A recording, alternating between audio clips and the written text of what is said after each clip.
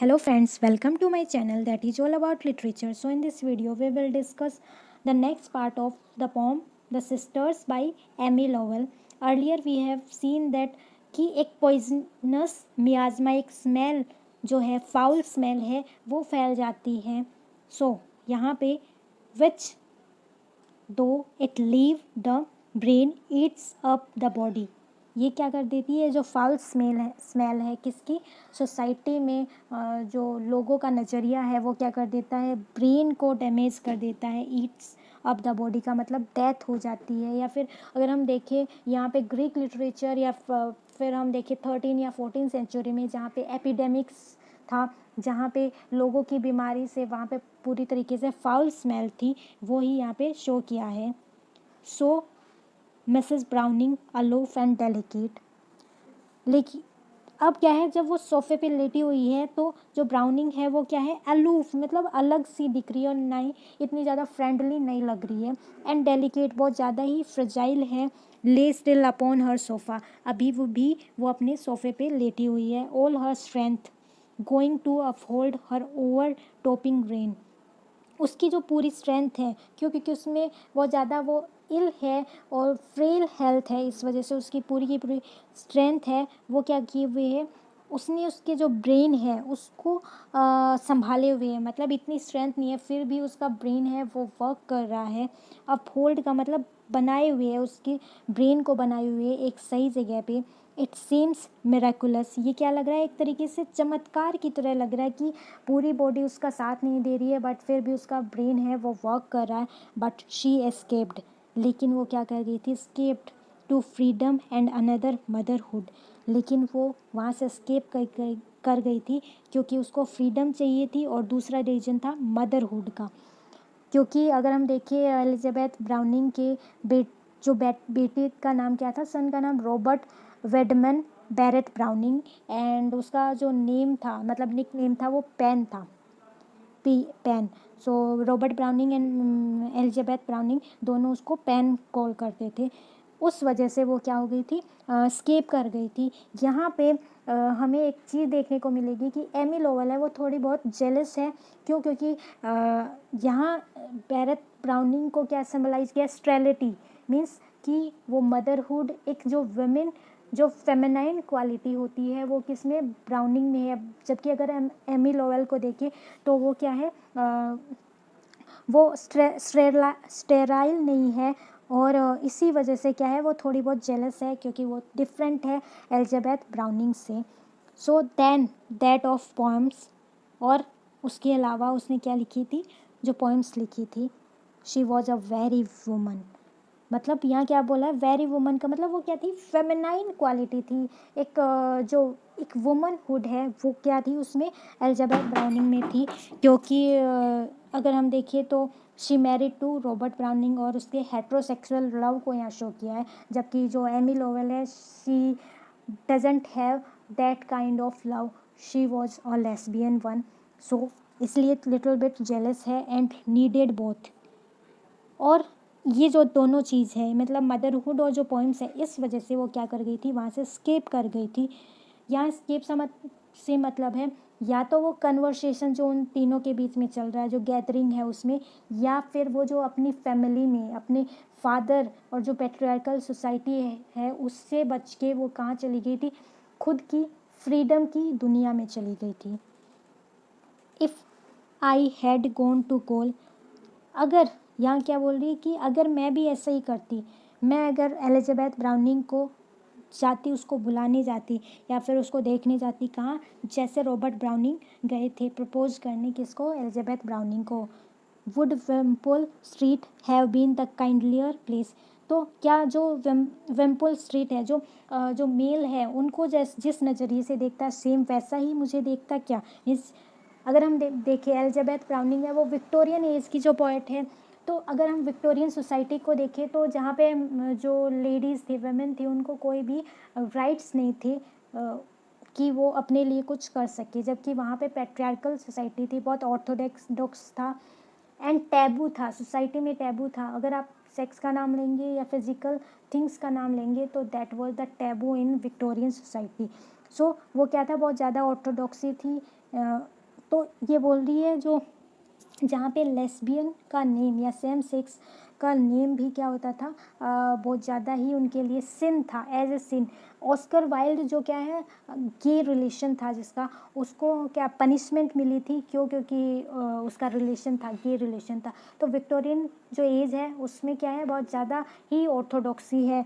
तो यहाँ एमी लॉवल बोलती कि अगर मैं करती जैसा रॉबर्ट ब्राउनिंग ने उसको प्रपोज किया, so that was the fine thing for Victorian period.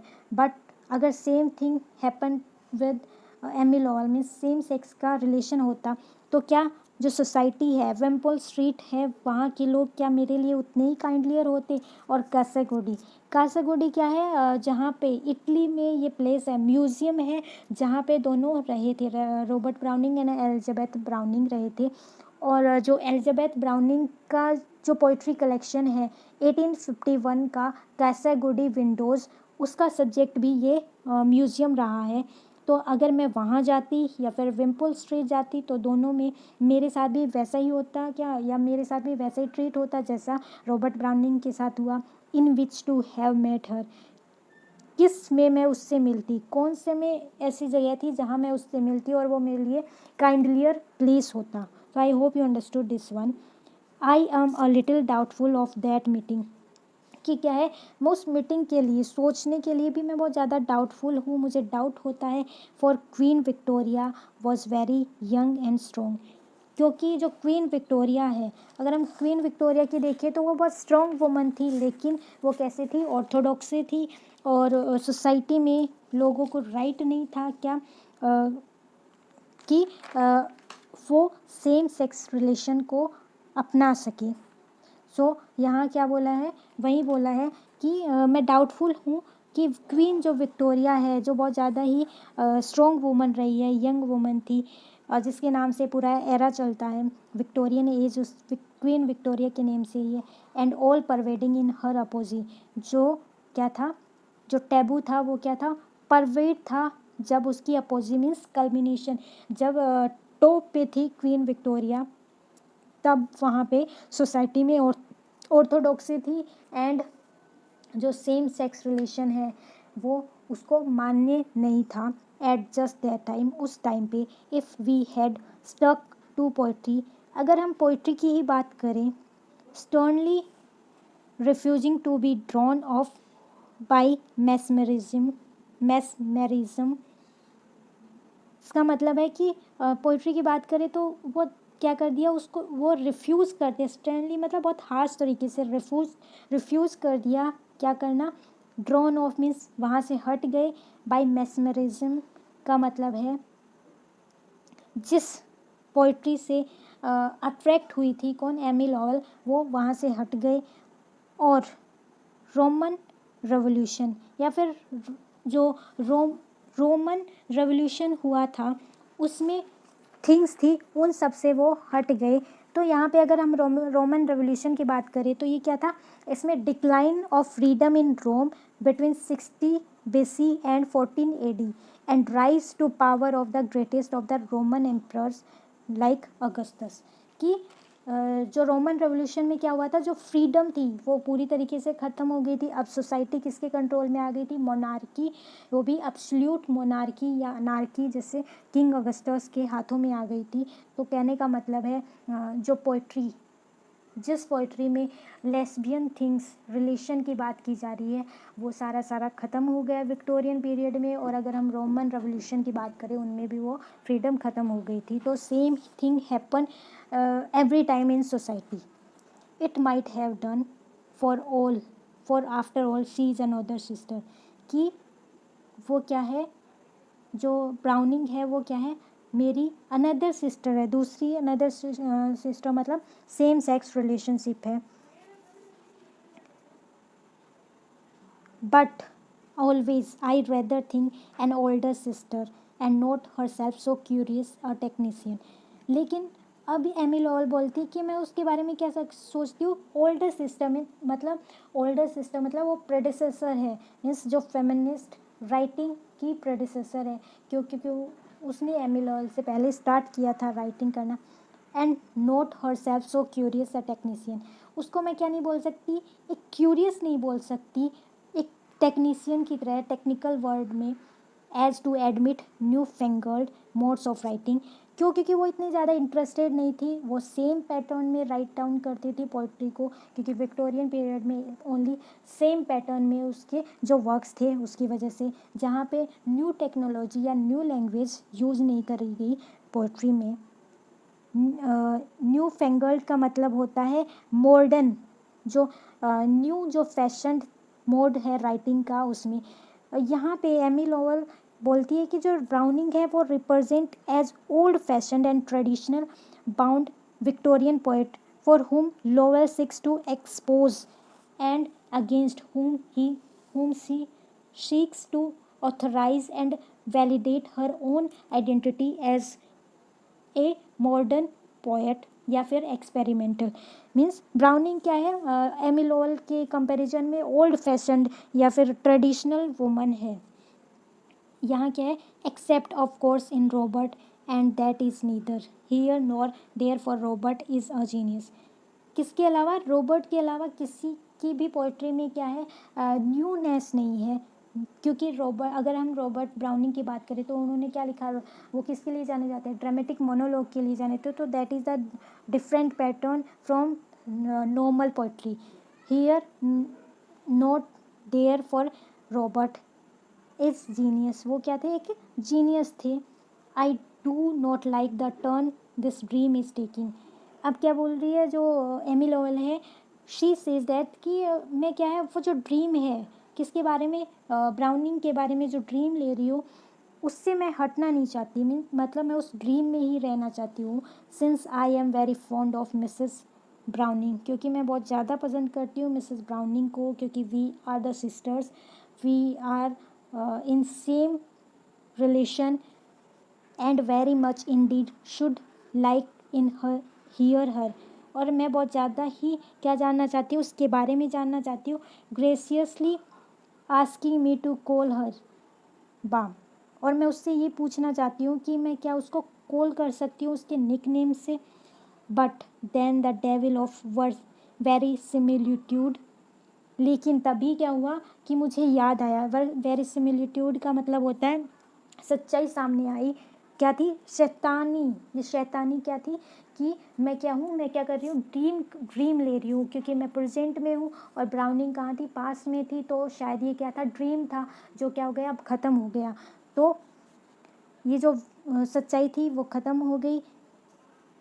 And creeps in and forces me to know she wouldn't, और ये जो सच्चाई थी वो क्या थी, मुझे फोर्स कर रही थी कि वो वहाँ नहीं थी, क्योंकि वो क्या कर रही थी, ड्रीम कर रही थी।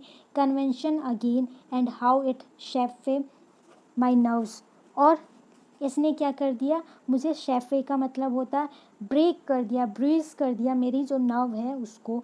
For we are such a little family, क्योंकि हम लोग क्या थे, हम एक छोटी सी फैमिली थी, मीन्स मतलब हमारी एक अलग दुनिया थी, लेकिन उस ड्रीम को क्या हो गया, वो ब्रेक हो गया। Of singing sister, we are the singing sister का मतलब हमारे बीच में क्या कॉमन है, कॉमन है पोइट्री का, कॉमन है वुमेनहुड का, दोनों कॉमन है, इसीलिए हम क्या है, सिंगिंग सिस्टर हैं। And as if I didn't know what those years felt like tied down to the sofa, और मैं नहीं जानती कि उन जो ईयर्स, जो क्या है, जहाँ पे तुम क्या थी, टाइड डाउन टू सोफ़ा, जहाँ पे ब्राउनिंग क्या है, कितने सालों तक उस सोफ़ा पे रही, क्यों, क्योंकि शी हैड फ्रिजाइल और फ्रेल हेल्थ। कन्फाउंडेड विक्टोरिया, और जो विक्टोरियन एज है उसमें क्या हुआ था, कन्फाउंडेड मतलब विक्टोरिया जो क्वीन है वो भी क्या हो गई थी, पजल्ड, परप्लेक्स थी। एंड द स्लाइमी इनहिबिशन, और स्लाइमी इनहिबिशन का मतलब है डिस्गस्टिंग जो थिंग्स है जिन पे बैन किया गया था, मतलब जो टैबू था, कि सेम सेक्स रिलेशन नहीं हो सकता, या फिर वुमेन को राइट नहीं हो सकता, वो क्या था, she लूज्ड on all us Anglo section creatures. So queen Victoria ने लास्ट के डेज में क्या हुआ था, पोइट्री में नया रेवोल्यूशन था, और उस टाइम पे बहुत सारे वेमेन राइटर्स थी, उन्होंने अपने जो थॉट्स है वो पोइट्री या राइटिंग के थ्रू क्या करना स्टार्ट कर दिया था, एक्सप्रेस करना स्टार्ट कर दिया था। तो यहाँ बोला है कि जो विक्टोरिया है उसने क्या कर दिया था, लूज़ कर दिया था, और क्या है, हमें क्या बना दिया था, as a Anglo Saxon creature की तरह बना दिया था। एंग्लो सेक्शन क्रिएचर का मतलब प्रिमिटिव एज में चले गए थे, जब क्रिश्चियनिटी स्टार्ट हुई थी, बोला जा सकता है, या फिर conversion of Christianity in Britain start हुई थी। तो उस प्रिमिटिव एज जहाँ पे फ्रीडम थी, जहाँ ट्रांसफॉर्मेशन होने वाला था या रेनेसा एज आने वाली थी, तो उस एज में हम क्या हो गए थे, आ गए थे। Suppose there hadn't been a Robert Browning. अब यहाँ क्या बोल रही है, जो एमी लोवेल है, शी सेज दैट कि अगर मान लो कि अगर रॉबर्ट ब्राउनिंग नहीं होता उसकी लाइफ में, बैरेट ब्राउनिंग की लाइफ में, तो ना ही क्या क्या नहीं होता, सोनेट फ्रॉम पोर्तुगीज़। ये वर्क है किसका, एलिजाबेथ ब्राउनिंग का फेमस वर्क है, जो publish in 1850। This is the collection of 44 love sonnets. और ये इसलिए फेमस है क्योंकि जो एलिजाबेथ ब्राउनिंग है, शी वॉज कन्फ्यूज, क्योंकि उसके अकॉर्डिंग जो पॉइंट्स है, जो सोनेट्स है, वो बहुत पर्सनल थे, लेकिन जो her husband insisted that they were the best sequence of English language. और इसीलिए in attempt to find a positive lesbian identification as a poet, Lowell seems hostile to Browning's heterosexuality. Here, heterosexual love poems to Robert have been fertilized and legitimized in ways that again by implications. Means यहाँ पे जो Amy Lowell है वो बहुत ज़्यादा क्या है, jealous है, या फिर एक तरीके से होस्टाइल है, क्योंकि वो हेट्रोसेक्सुअल है। और तो यहाँ बोल रहा है कि जो क्रेडिट दिया जा रहा है वो किसको मिल रहा है, रॉबर्ट ब्राउनिंग को मिल रहा है। They were the first of all her poems to be, वो क्या थे, सबसे पहले उसकी पोइम्स में आए थे लव पोइम्स। कौन सा लव पोइम, हेट्रोसेक्सुअलिटी का पोइम, लव पोइम्स, ना कि लेस्बियन का love. Then one might say fertilised for after all, means क्या था, ब्राउनिंग का जो लव था, रॉबर्ट ब्राउनिंग का लव था, उसने क्या कर दिया था, उसको फर्टिलाइज कर दिया था, क्योंकि वो स्टेराइल नहीं थी। एमी लोवेल को हम स्टेराइल बोला जा सकता है, sorry. In earlier videos I have given that Amy Lowell was another one and that Browning was sterile, but Browning was fertilised या फर्टाइल थी, क्योंकि उसको बेटा था, और एमी लोवेल क्या थी, स्टेराइल थी। सो ये मैंने कन्फ्यूज़न में बोल दिया था। सो यहाँ पे हम बोल सकते हैं कि एमी लोवेल को इसी वजह से थोड़ी जेलसी थी इन लाइंस में। For after all a poet is flesh and blood as well as brain, कि बोला जा रहा है कि एक जो पोएट है वो क्या है, फ्लैश एंड ब्लड है। फ्लैश एंड ब्लड का मतलब है जिसकी ह्यूमन की जो फीलिंग्स है या फिर उनमें बहुत सारे वीकनेसेस होती हैं, और एज वेल एज ब्रेन भी होता है, उसमें दिमाग भी होता है और वीकनेसेस भी होता है। And Mrs Browning, as I said before, जब जो मिसेस ब्राउनिंग है, जिसको मैंने पहले भी बोला है कि वो क्या है, उसमें फेमिनाइन क्वालिटी है, और उसमें वीकनेस क्या है, रॉबर्ट ब्राउनिंग की वीकनेस है कि वो उसको छोड़ना नहीं चाहती, एक वीमेन हुड में ही जीना चाहती है, एक लेस्बियन रिलेशन में नहीं रहना चाहती। Well there are two of us and vastly unlike that's for certain. ये क्या है, वास्टली मतलब डीप थिंक है, अनलाइक मतलब मेरे जैसी नहीं है, दैट फॉर सर्टेन निश्चित रूप से हमें क्या है, ये सिमिलरिटी नहीं है, कौन सी वेमेनहुड की। Unlike at least until we tear the veil, ये जब तक नहीं सिमिलरिटी आ सकती, जब तक हम क्या नहीं करते, टेयर द वेल का मतलब है हम जो ब्रेक नहीं कर दे उस चेन को, किसका, फेमिनिटी की चेन को ख़त्म ना कर दे, या फिर फ्री नहीं हो जाए सारे बाउंडेशन से, तब तक हम we can't be same. Away which commonly gird souls, क्या है, हम एक दूसरे से अलग हैं, बट हम क्या है, कॉमनली ग्रिड सोल्स है, मतलब लेकिन हम क्या है, सोल मेट्स हैं, सोल सिस्टर्स हैं, जो एक दूसरे से बंधे हुए हैं, क्योंकि we are woman, we are female. I scarcely think, मैं मुश्किल से ही सोच सकती हूँ, Mrs Browning would have approve the process, कि जो मिसेस ब्राउनिंग है वो क्या करेगी, अप्रूव करेगी उस प्रोसेस को। कौन से प्रोसेस को? कि ब्रेक कर दे उस जो फेमिनाइन क्वालिटी है उसको हटा दे, और जो बाउंडेशन है उससे हट जाए, और एक रियल फीमेल है वो उसमें आ जाए। उसको वो अप्रूव नहीं करेगी in spite of what had surely been relief. किसके बावजूद? कि ये जो सारे बाउंडेशन है उन सब से हटने पे हमें क्या मिलेगी? एक रिलीफ मिलेगी, एक राहत मिलेगी। But she is not agree with me. So that's all for today, because this video will be longer one, so I will discuss in next video. Till then, bye, have a nice day.